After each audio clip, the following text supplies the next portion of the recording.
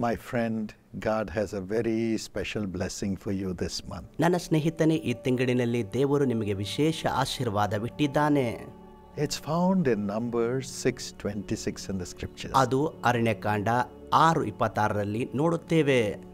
May the Lord lift up his countenance upon you and give you peace. ಕರ್ತನು ತಮ್ಮ ಮುಖ ನಿಮ್ಮ ಕಡೆಗೆ ಎತ್ತಿ ನಿಮಗೆ ಸಮಾಧಾನ ಅನುಗ್ರಹಿಸಲಿ. The Lord lifts up his countenance upon you because he pities you. ಆತನು ನಿಮ್ಮ ಮೇಲೆ ಕರುಣೆ ತೋರಿಸುವುದರಿಂದ ಆತನು ತನ್ನ ಮುಖ ನಿಮ್ಮ ಮೇಲೆ ಎತ್ತುವವನಾಗಿದ್ದಾನೆ. He says, if I don't look at my son, my daughter, who will care for them? ನಾನು ನನ್ನ ಮಗನನ್ನು ಮಗಳನ್ನು ನೋಡಿಕೊಳ್ಳದೆ ಹೋದರೆ ಮತ್ಯಾರು ನೋಡಿಕೊಳ್ಳುತ್ತಾರೆ ಎಂದು ಆತನು ಹೇಳುತ್ತಾನೆ. David says, I am poor and I am needy, but you are thinking about me all the time, Lord. ದಾವೀದನು ಹೇಳುತ್ತಾನೆ, ನಾನು ಬಡವನು ಅಗತ್ಯತೆಯಲ್ಲಿರುವವನು ಆಗಿದ್ದೇನೆ, ಆದರೆ ನೀನೇ ನನ್ನನ್ನು ನೋಡಿಕೊಳ್ಳುತ್ತಿ. God is thinking about you. ನಿನ್ನ ಕುರಿತಾಗಿ ದೇವರು ಚಿಂತಿಸುತ್ತಿದ್ದಾನೆ. You're not an orphan. ನೀನು ಅನಾಥನಲ್ಲ. You are the child of the living God who loves you as a father. ನೀನು ಜೀವಸ್ವರೂಪನಾದ ದೇವರ ಮಗನಾಗಿದ್ದಿ ಮತ್ತು ಆತನು ನಿನ್ನನ್ನು ಪ್ರೀತಿಸುತ್ತಾನೆ. And he brings the brightness of his countenance upon you. ಆತನು ತನ್ನ ಮುಖ ಪ್ರಕಾಶವನ್ನು ನಿನ್ನ ಮೇಲೆ ತರುತ್ತಾನೆ. That's what we read in verse 25. ಅದನ್ನೇ 25ನೇ ವಾಕ್ಯದಲ್ಲಿ ನೋಡುತ್ತೇವೆ. The Lord make his face to shine on you, shine on you. ನಿಮ್ಮ ಮೇಲೆ ಆತನ ಮುಖ ಪ್ರಕಾಶಗೊಳ್ಳುವಂತೆ ಮಾಡುತ್ತಾನೆ. When he lifts his countenance and looks at you, his shining light comes upon you. ಆತನು ತನ್ನ ಪ್ರಸನ್ನ ಮುಖದಿಂದ ನಿಮ್ಮನ್ನು ನೋಡುವಾಗ ಆತನ ಬೆಳಕು ನಿಮ್ಮ ಮೇಲೆ ಬರುತ್ತದೆ.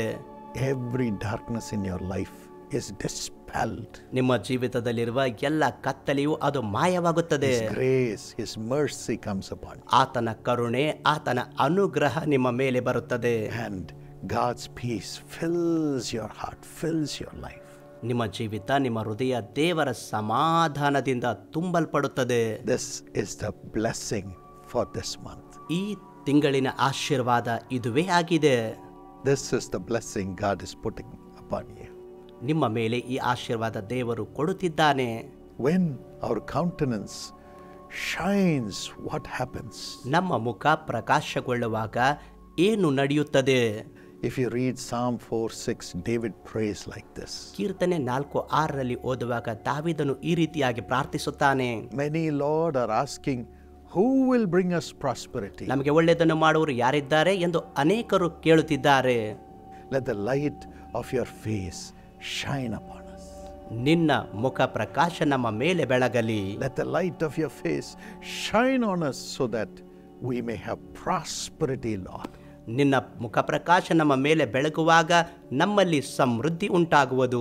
God's prosperity will come upon you when he looks at you and his face shines upon you. ಆತನು ನಿಮ್ಮನ್ನು ನೋಡುವಾಗ, ಆತನ ಮುಖ ಪ್ರಸನ್ನತೆ ನಿಮ್ಮ ಮೇಲೆ ಬೆಳಗುವಾಗ ಅಭಿವೃದ್ಧಿಯ ಆತ್ಮ ನಿಮ್ಮಲ್ಲಿ ಬರುವುದು.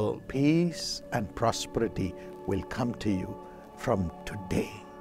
ಇಂದಿನಿಂದ ಅಭಿವೃದ್ಧಿ ಮತ್ತು ಶಾಂತಿ ನಿಮ್ಮೊಂದಿಗೆ ಬರುವವು. Because God's face is shining upon you. ಯಾಕೆಂದರೆ ದೇವರ ಮುಖ ನಿಮ್ಮ ಮೇಲೆ ಬೆಳಗುತ್ತಿದೆ. Let not your heart be troubled. ನಿಮ್ಮ ಹೃದಯ ಕಳವಳಗೊಳ್ಳದಿರಲಿ. Believe this and say, thank you, Jesus. ಇದನ್ನು ನಂಬಿ, ಯೇಸುವೇ ವಂದನೆಗಳು ಎಂದು ಆತನಿಗೆ ಹೇಳಿರಿ. When God's light shines from his countenance upon us, the first thing that happens is found in Psalm 4:7. ದೇವರ ಮುಖ ಪ್ರಸನ್ನತೆ ನಮ್ಮ ಮೇಲೆ ಬೆಳಗುವಾಗ ಮೊದಲನೇ ಕಾರ್ಯ ಏನು ನಡೆಯುತ್ತೆ ಎಂದು ನೋಡುವಾಗ ಕೀರ್ತನೆ 4:7ರಲ್ಲಿ ನೋಡುತ್ತೇವೆ. God's gladness comes into our heart. ದೇವರ ಸಂತೋಷ ನಮ್ಮ ಹೃದಯದಲ್ಲಿ ಬರುತ್ತದೆ. You have put gladness in my heart. ನಮ್ಮ ಹೃದಯದಲ್ಲಿ ಹೆಚ್ಚಿನ ಆನಂದವನ್ನು ನೀನು ಉಂಟು ಮಾಡಿದ್ದೀ. More than in the season that their grain and wine increased. ಧಾನ್ಯ ದ್ರಾಕ್ಷಿಗಳು ಸಮೃದ್ಧಿಯಾಗಿ ಬೆಳೆದ ಸುಗ್ಗಿ ಕಾಲದಲ್ಲಿ ಜನರಿಗಾಗುವ ಸಂತೋಷಕ್ಕಿಂತಲೂ The gladness that comes to us when grain increases, possessions increases, and things happen to bring us joy. More than that, God's gladness comes into us when his face shines upon us. ದೇವರ ಮುಖ ಪ್ರಸನ್ನತೆ ನಮ್ಮ ಮೇಲೆ ಬೆಳಗುವಾಗ ಧಾನ್ಯ ದ್ರಾಕ್ಷಿಗಳು ಸಮೃದ್ಧಿಯಾಗಿ ಬೆಳೆದ ಸುಗ್ಗಿ ಕಾಲಕ್ಕಿಂತಲೂ ಹೆಚ್ಚಾದ ಆನಂದವನ್ನು ಆತನು ನಮ್ಮ ಜೀವಿತದಲ್ಲಿ ಉಂಟು ಮಾಡುತ್ತಾನೆ. Oh, God's gladness that comes into your heart is above all worldly satisfactions. ದೇವರ ಆನಂದ ನಮ್ಮ ಮೇಲೆ ಬರುವಾಗ ಲೋಕದ ಎಲ್ಲ ತೃಪ್ತಿಗಳಿಗಿಂತ ಅದು ಮೇಲಾಗಿದೆ. God is going to give it. ಅದನ್ನು ದೇವರು ನಿಮಗೆ ಕೊಡುತ್ತಾನೆ. In Proverbs 15 and verse 13, ಜ್ಞಾನೋಕ್ತಿ 15:13 the scripture says, ವಾಕ್ಯವು ಹೇಳುತ್ತದೆ, a merry heart makes a cheerful countenance, but the sorrow of the heart makes the spirit to be broken. ಹರ್ಷ ಹೃದಯದಿಂದ ಹಸನ್ಮುಖ, ಮನೋವ್ಯಥೆಯಿಂದ ಆತ್ಮಭಂಗ ಎಂದು ನೋಡುತ್ತೇವೆ. When your heart is full of gladness, your face becomes cheerful. ನಿಮ್ಮ ಹೃದಯ ಆನಂದದಿಂದ ತುಂಬಿರುವಾಗ ನಿಮ್ಮ ಮುಖ ಹರ್ಷಗೊಳ್ಳುವುದು. God will keep you cheerful. ದೇವರು ನೀವು ಹರ್ಷಗೊಳ್ಳುವಂತೆ ಮಾಡುತ್ತಾನೆ. Look at Hannah. ಹನ್ನಳನ್ನು ನೋಡಿರಿ. She had no children. ಆಕೆಗೆ ಮಕ್ಕಳಿರಲಿಲ್ಲ. Her husband had another wife also. ಆಕೆಯ ಪತಿಗೆ ಇನ್ನೊಬ್ಬ ಪತ್ನಿ ಇದ್ದಳು. She was giving birth to children. ಆಕೆ ಮಕ್ಕಳಿಗೆ ಜನ್ಮ ಕೊಡುತ್ತಿದ್ದಳು. But Hannah did not have a child. She was barren. ಆದರೆ ಹನ್ನಳಿಗೆ ಮಕ್ಕಳಿರಲಿಲ್ಲ. ಆಕೆ ಬಂಜೆಯಾಗಿದ್ದಳು. And she was in great distress. ಆಕೆ ಬಹಳ ಮನೋವ್ಯಥೆಯಲ್ಲಿದ್ದಳು. She was in great distress. ಆಕೆ ಬಹಳ ಹತಾಶೆಯಲ್ಲಿದ್ದಳು. And her face was so full of sorrow. ಆಕೆ ಮುಖ ಬಹಳ ದುಃಖದಿಂದ ಕೂಡಿತ್ತು. Because of the sorrow, her heart was full of bitterness. ಆ ದುಃಖದಿಂದಾಗಿ ಆಕೆಯ ಹೃದಯವೆಲ್ಲ ಕಹಿತನದಿಂದ ತುಂಬಿತ್ತು. But in 1 Samuel 1:18 she says, ಆದರೆ ಮೊದಲನೇ ಸಾಮುವೇಲ 1:18 ಹೇಳಲ್ಪಡುತ್ತದೆ, in the presence of God she says, ದೇವರ ಪ್ರಸನ್ನತೆಯಲ್ಲಿ ಆಕೆ ಹೇಳುತ್ತಾಳೆ, O Lord, let your maid servant find favor in your sight. ನಿನ್ನ ದಾಸಿಯ ಮೇಲೆ ಕಟಾಕ್ಷವಿರಲಿ ಎಂದು ಹೇಳುತ್ತಾಳೆ. Yes, this was after the blessing from the chief priest saying, God has heard your prayers.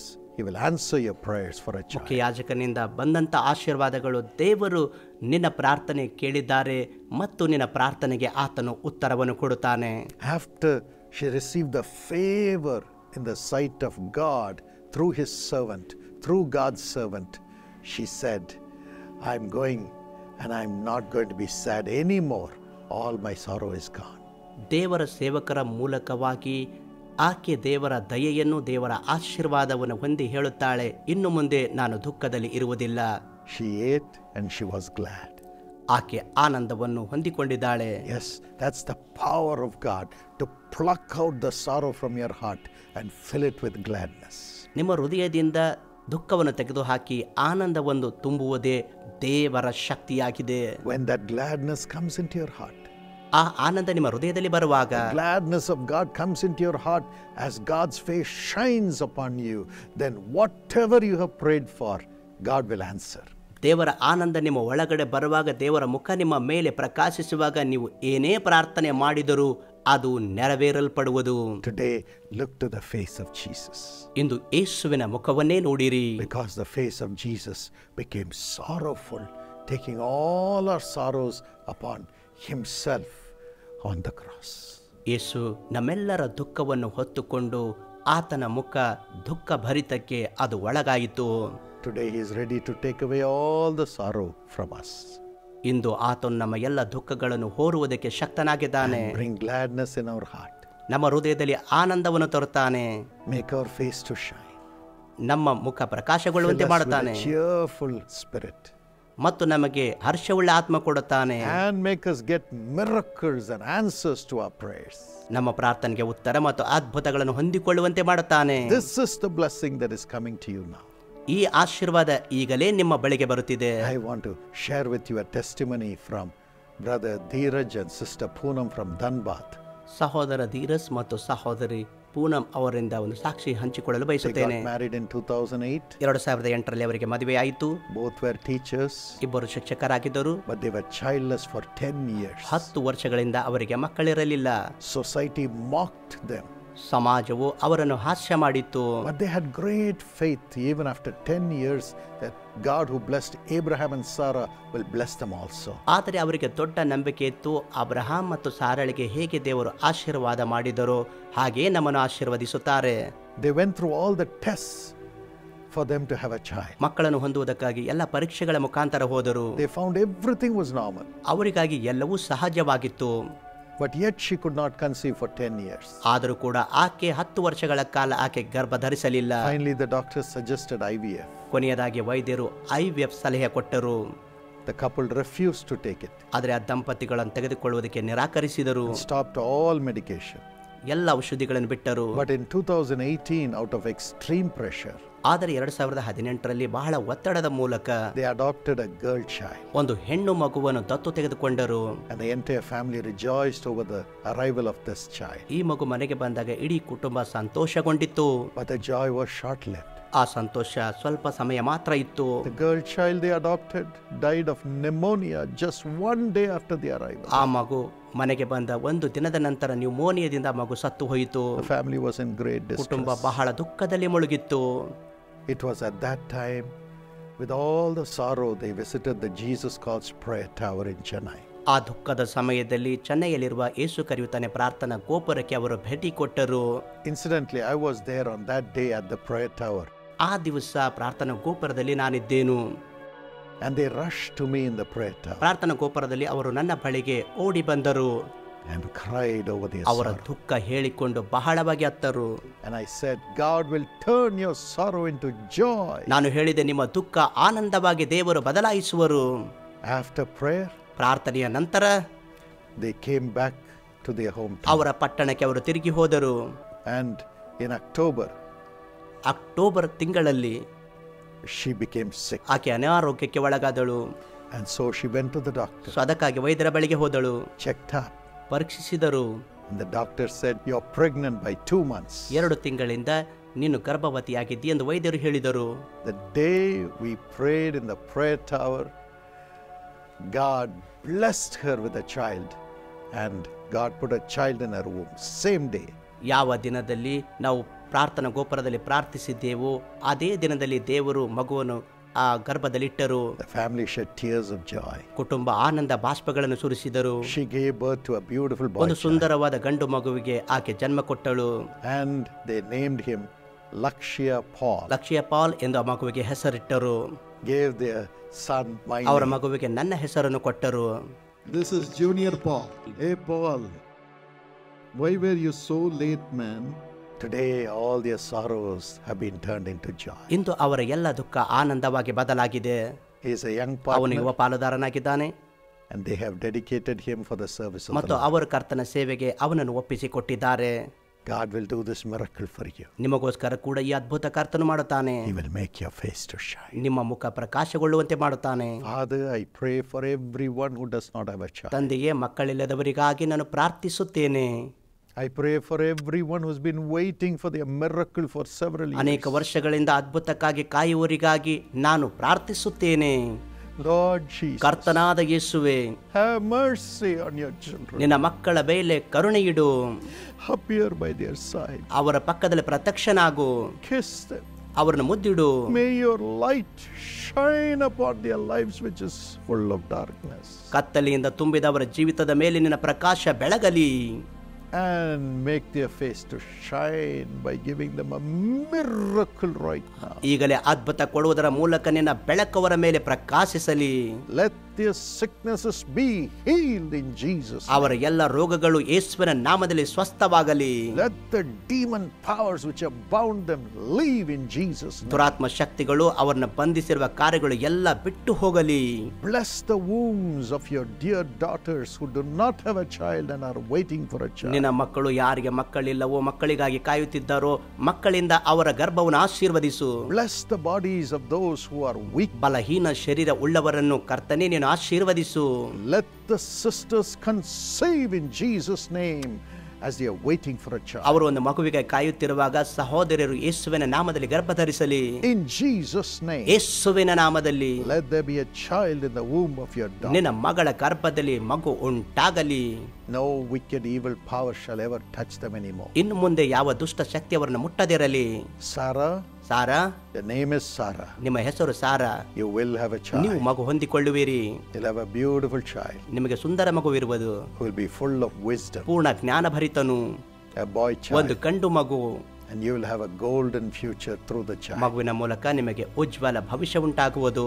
My God. ನನ್ನ ದೇವರೇ, So many are suffering with migraine. ಬಹಳ ಜನರು ತಲೆನೋವಿನಿಂದ ಬಳಲುತ್ತಿದ್ದಾರೆ.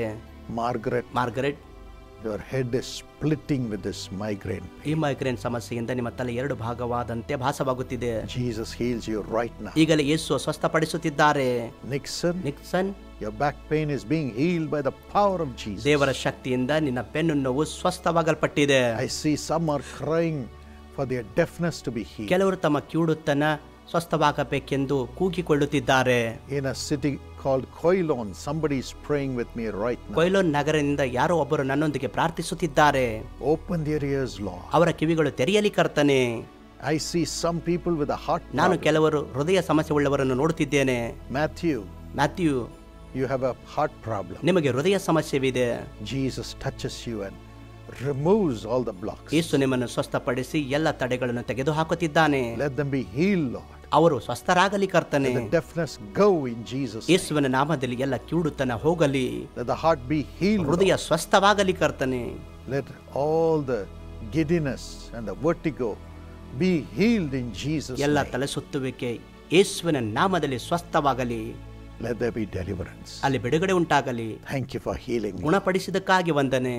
Miracles are happening. ಅದ್ಭುತಗಳು ನಡೆಯುತ್ತಿವೆ. And all the finances that have to come, which they have been waiting for many years, let it come in search of them tomorrow itself in Jesus' name. ಯಾವ ಹಣಕ್ಕಾಗಿ ಅವರು ಕಾದಿದ್ದಾರೋ ಹುಡುಕುತ್ತಿದ್ದಾರೋ ನಾಳೆಯೇ ಯೇಸುವಿನ ನಾಮದಲ್ಲಿ ಅದು ಹುಡುಕಿಕೊಂಡು ಬರಲಿ.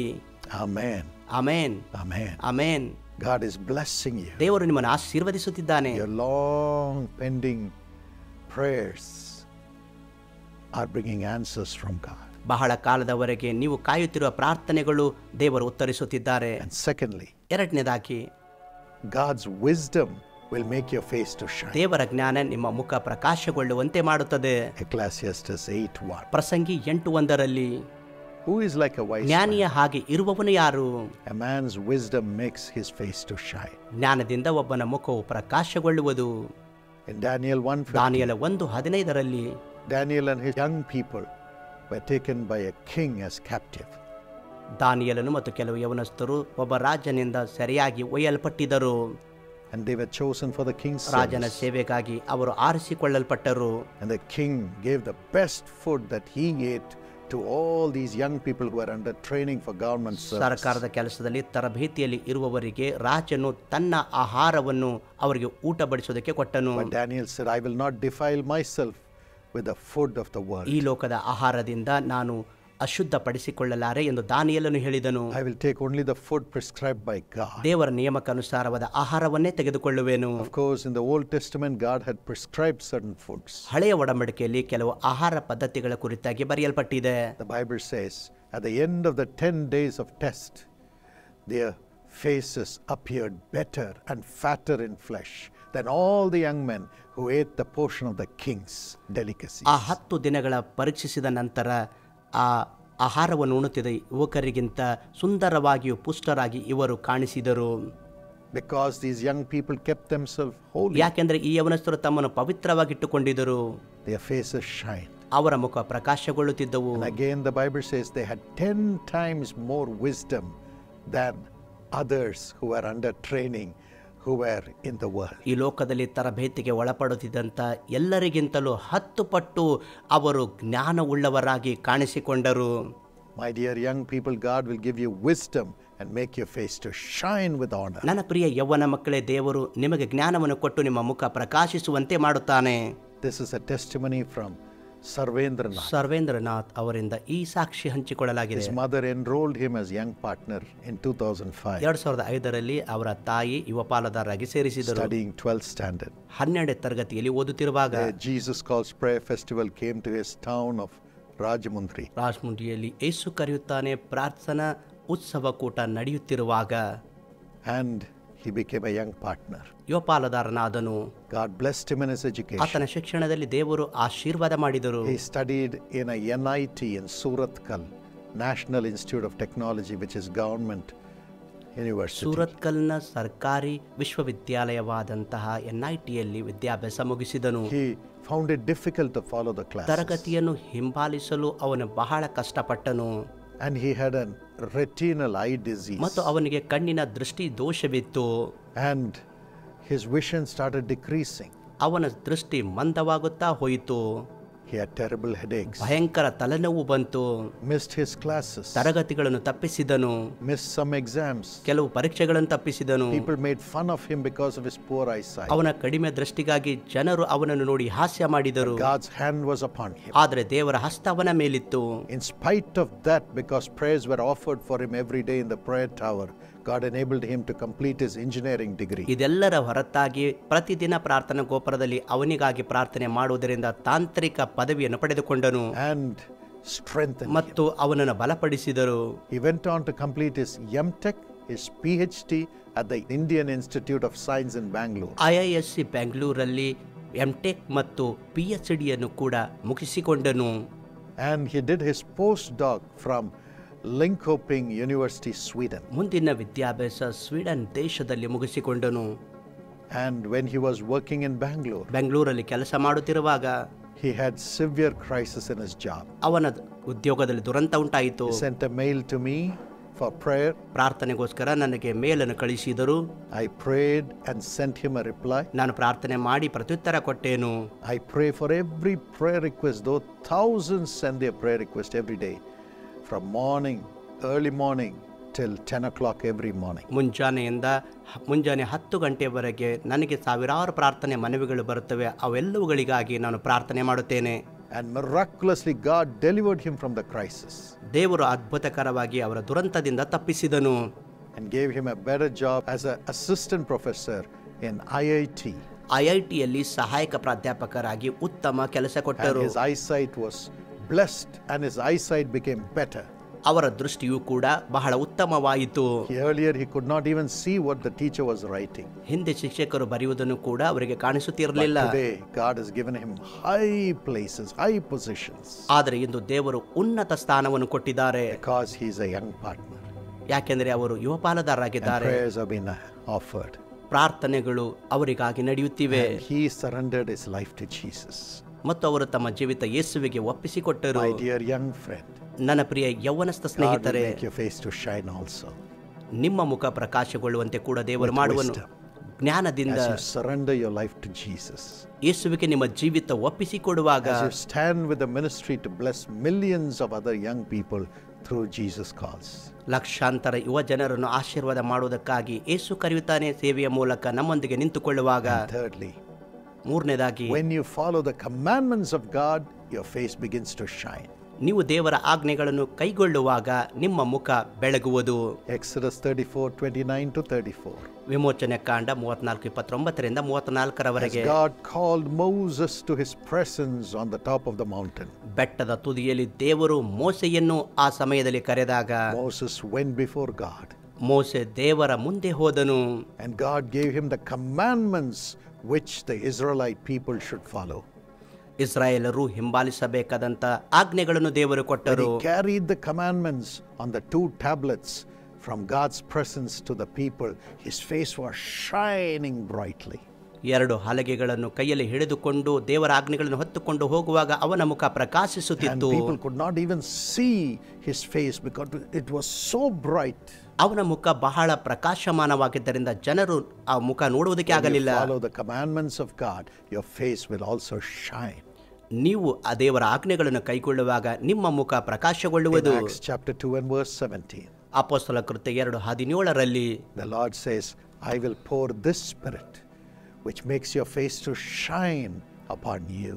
ಕರ್ತನು ಹೇಳುತ್ತಾನೆ, ಈ ಆತ್ಮ ನಿಮ್ಮ ಮೇಲೆ ಕಳಿಸುತ್ತೇನೆ, ಅದು ನಿಮ್ಮ ಮುಖ ಪ್ರಕಾಶಗೊಳ್ಳುವಂತೆ ಮಾಡುತ್ತದೆ. And according to 2 Corinthians 3:18, 2 ಕೊರಿಂಥ 3:18 ಪ್ರಕಾರ your face will be transformed as the face of Jesus. ನಿಮ್ಮ ಮುಖವು ಯೇಸುವಿನ ಮುಖವಾಗಿ ಬದಲಾಗಿಸಲ್ಪಡುವುದು. Yes, on the Mount of Transfiguration in Matthew 17, his face was shining like the sun. ಹೌದು, ರೂಪಾಂತರ ಬೆಟ್ಟದಲ್ಲಿ ಮತ್ತಾಯ 17ರಲ್ಲಿ ಯೇಸುವಿನ ಮುಖವು ಸೂರ್ಯನಂತೆ ಪ್ರಕಾಶಿಸುತ್ತಿತ್ತು. When the Holy Spirit fills you, your face also will shine like the face of Jesus, so bright. ದೇವರ ಆತ್ಮನು ನಿಮ್ಮನ್ನು ತುಂಬುವಾಗ ಯೇಸುವಿನ ಹಾಗೆ ನಿಮ್ಮ ಮುಖವು ಬಹಳ ಪ್ರಕಾಶಮಾನವಾಗಿ ಬೆಳಗುವುದು. Because Jesus is the Word. ಯಾಕೆಂದರೆ ಯೇಸುವೆ ವಾಕ್ಯವಾಗಿದ್ದಾರೆ. The Holy Spirit will make you carry the Word of God, and live by the righteous Word of God, and your face will be shining. ಪವಿತ್ರ ಆತ್ಮನು ದೇವರ ವಾಕ್ಯವನ್ನು ನೀವು ಹೊತ್ತುಕೊಂಡು ಹೋಗುವಂತೆ ಮಾಡುತ್ತಾನೆ. ಅದರ ಮೂಲಕ ನಿಮ್ಮ ಮುಖ ಪ್ರಕಾಶಿಸಲ್ಪಡುವುದು. Yes, in 2008, after my father passed away, ಹೌದು, 2008ರಲ್ಲಿ ನಮ್ಮ ತಂದೆ ತೀರಿ ಹೋದಾಗ the Lord's Spirit would talk to me every day early in the morning at 3 o'clock. ಮುಂಜಾನೆ 3 ಗಂಟೆಗೆ ಪ್ರತಿದಿನ ದೇವರ ಆತ್ಮನು ನನ್ನೊಂದಿಗೆ He ಮಾತಾಡುತ್ತಿದ್ದನು. said, care for the poor, ಬಡವರನ್ನು ನೋಡಿಕೋ ಎಂದು ಹೇಳಿದನು. care for the poor children, ಬಡ ಮಕ್ಕಳನ್ನು ನೋಡಿಕೋ, the widows, ವಿಧವೆಯರನ್ನು, those who have lost their house, ಮನೆ ಕಳೆದುಕೊಂಡವರನ್ನು, those who are hungry, ಹಸಿದವರನ್ನು, those who don't have clothes, ಯಾರಿಗೆ ಬಟ್ಟೆ ಇಲ್ಲವೋ. according to Isaiah 58, 7 and 8. ಏಷಯ 58, 7, 8ರ ಪ್ರಕಾರವಾಗಿ. Then your righteousness will bloom and blossom and go before you. ಆಗ ನಿನ್ನ ನೀತಿವಂತಿಕೆ ನಿನ್ನ ಮುಂದೆ ಅದು ಫಲಿಸುವುದು. You will live righteously. ನೀನು ನೀತಿವಂತನಾಗಿ ಬಾಳುವಿ. Jesus calls will be righteous. Yesu ಕರೆಯುತ್ತಾನೆ ನೀತಿಯಾಗಿರುವುದು. Karunya will be righteous. Karunya ನೀತಿಯಾಗುವುದು. And then the healing will quickly appear. ಮತ್ತು ಬಹು ಬೇಗನೆ ಸ್ವಸ್ಥತೆ ಬರುವುದು. And I will be your rear guard, protecting you from behind. ನಾನೇ ನಿನ್ನ ಹಿಂದುಗಡೆ ನಿಂತುಕೊಂಡು ನಿನ್ನನ್ನು ಕಾಪಾಡುವೆನು. And your face will shine. ನಿನ್ನ ಮುಖ ಪ್ರಕಾಶಿಸಲ್ಪಡುವುದು. Yes, the Lord showed me this. ಹೌದು, ಕರ್ತನು ಇದನ್ನು ನನಗೆ ತೋರಿಸಿದನು. And we implemented Sisha and cared for thousands and thousands of poor people, which we do even till today. ಹಾಗಾಗಿ ನಾವು ಶಿಷ್ಯವನ್ನು ಸ್ಥಾಪಿಸಿ ಸಾವಿರಾರು ಮಕ್ಕಳಿಗೆ ಇಂದು ನಾವು ಸಹಾಯ ಮಾಡುತ್ತಿದ್ದೇವೆ. Said establish the Delhi prayer tower. Delhi ಪ್ರಾರ್ಥನಾ ಗೋಪುರ ಸ್ಥಾಪನೆ ಮಾಡಿದೆವು. To pray for the nation. ದೇಶಕ್ಕಾಗಿ ಪ್ರಾರ್ಥನೆ Israel prayer ಮಾಡುವುದಕ್ಕಾಗಿ. tower to pray for the nations of the world. ಪ್ರಪಂಚದ ದೇಶಗಳಿಗಾಗಿ ಪ್ರಾರ್ಥನೆ ಮಾಡುವುದಕ್ಕಾಗಿ ಇಸ್ರಾಯೇಲ್ And ಪ್ರಾರ್ಥನಾ my ಗೋಪುರ. coming will be assured. ಅದಾದ ನಂತರ ನನ್ನ ಬರುವಿಕೆ The ಆಗುವುದು. ministry grew to 100 prayer towers from 15. 15ರಿಂದ 100 ಪ್ರಾರ್ಥನಾ ಗೋಪುರದವರೆಗೆ ಸೇವೆಯು ಬಹಳವಾಗಿ ಹೆಚ್ಚಿಸಿತ್ತು. Lakhs of people came to the meetings. ಲಕ್ಷಾಂತರ ಜನರು ಕೂಟಕ್ಕೆ ಬಂದರು. And they were blessed. ಅವರು ಆಶೀರ್ವದಿಸಲ್ಪಟ್ಟರು. Millions were blessed through social media. ಸಾಮಾಜಿಕ ಮಾಧ್ಯಮದ ಮೂಲಕ ಲಕ್ಷಾಂತರ ಜನರು ಆಶೀರ್ವಾದ ಹೊಂದಿದ್ದಾರೆ. Karunya University rose up to the A++ accreditation grade. ಕಾರುಣ್ಯ ವಿಶ್ವವಿದ್ಯಾಲಯ A++ ಅಗ್ರ ಮಾನ್ಯತೆಯನ್ನು ಪಡೆದುಕೊಂಡಿದೆ. Everybody's face began to shine. ಎಲ್ಲರ ಮುಖ ಪ್ರಕಾಶಿಸುವುದಕ್ಕೆ ಪ್ರಾರಂಭಿಸಿತು. With a word from God. ದೇವರಿಂದ ಬಂದ ವಾಕ್ಯದ ಮೂಲಕ Millions are blessed. ಲಕ್ಷಾಂತರ ಜನರು You can be a ಆಶೀರ್ವದಿಸಲ್ಪಟ್ಟಿದ್ದಾರೆ. blessing too. ನೀವು ಕೂಡ ಆಶೀರ್ವಾದವಾಗಬಹುದು. May God bless you richly. ದೇವರು ಅತ್ಯಧಿಕವಾಗಿ ನಿಮ್ಮನ್ನು ಆಶೀರ್ವದಿಸಲಿ. Father, ತಂದೆಯೇ, make the face of your children to shine. ನಿನ್ನ ಮಕ್ಕಳ ಮುಖಗಳು ಬೆಳಗಲಿ. Take away every sorrow. ಎಲ್ಲ ದುಃಖವನ್ನು ತೆಗೆದುಹಾಕು. Give them the commandments of God in their heart. ಅವರ ಹೃದಯದಲ್ಲಿ ದೇವರ ಆಜ್ಞೆಗಳನ್ನು ಕೊಡು. Transform them in the name of Jesus. ಅವರನ್ನು ಯೇಸುವಿನ ನಾಮದಲ್ಲಿ Give ಪರಿವರ್ತಿಸು. them wisdom from heaven. ಪರಲೋಕದಿಂದ ಜ್ಞಾನ ಅವರಿಗೆ ಕೊಡು. And let them be a blessing to millions. ಲಕ್ಷಾಂತರ ಜನರಿಗೆ ಅವರು ಆಶೀರ್ವಾದವಾಗಿರಲಿ. In Jesus' name. ಯೇಸುವಿನ ನಾಮದಲ್ಲಿ ಆಮೆನ್. God bless you. ದೇವರು ನಿಮ್ಮನ್ನು ಆಶೀರ್ವದಿಸಲಿ. ಅನೇಕರ ಕಣ್ಣೀರನ್ನು ಒರೆಸುತ್ತಿರುವ ಯೇಸು ಕರೆಯುತ್ತಾನೆ ಸೇವೆಯಲ್ಲಿ ನಮ್ಮ ಜೊತೆಗೆ ಸೇರಲು ಹಿಂದೆ ನೀವು ನಮ್ಮ ಯುವ ಪಾಲುಗಾರರ ಯೋಜನೆಯಲ್ಲಿ ಪಾಲುದಾರರಾಗಿ. ಮೇಲೂ ಯುವ ಪಾಲುದಾರರ ಪ್ರತಿಯೊಬ್ಬರಿಗೂ ಯೇಸು ಕರೆಯುತ್ತಾನೆ ಪ್ರಾರ್ಥನಾ ಗೋಪುರದ ಪ್ರಾರ್ಥನಾ ಯೋಧರು ಮತ್ತು ಡಾಕ್ಟರ್ ಪಾಲ್ ದಿನಕರನ್ ರವರು ಪ್ರತ್ಯೇಕವಾಗಿ ಅವರಿಗೋಸ್ಕರ ದೈವಿಕ ಜ್ಞಾನ, ಸಂರಕ್ಷಣೆ ಮತ್ತು ಸಮೃದ್ಧಿಗೋಸ್ಕರ ಪ್ರಾರ್ಥಿಸುತ್ತಾರೆ. ಮೇಲೂ ಯುವ ಪಾಲುದಾರರಾಗಿ ನೋಂದಾಯಿಸಿಕೊಳ್ಳಲು 98400900 ಎಂಬ ದೂರವಾಣಿ ಸಂಖ್ಯೆಯನ್ನು ಸಂಪರ್ಕಿಸಿ. YPP21@jesuscalls.org ಎಂಬ ಅಂತರ್ಜಾಲವನ್ನು ಸಂಪರ್ಕಿಸಿ. ತೆರೆಯಲ್ಲಿ ಕಾಣುವ QR ಕೋಡ್ ಅನ್ನು ಸ್ಕ್ಯಾನ್ ಮಾಡಿ ಅಥವಾ ನಮ್ಮ ಅಂತರ್ಜಾಲ www.jesuscalls.org ಎಂಬ ಅಂತರ್ಜಾಲವನ್ನು ಸಹ ಉಪಯೋಗಿಸಬಹುದು. ನಿಮ್ಮ ಮಕ್ಕಳ ಜೀವನದಲ್ಲಿ ಯೇಸು ಕ್ರಿಸ್ತನಿಂದ ಉನ್ನತವಾದ ಆಶೀರ್ವಾದವನ್ನು ಹೊಂದಿಕೊಳ್ಳಲು ಹಿಂದೆ ಯುವ ಪಾಲುದಾರರ ಯೋಜನೆಯಲ್ಲಿ ಪಾಲುದಾರರಾಗಿ.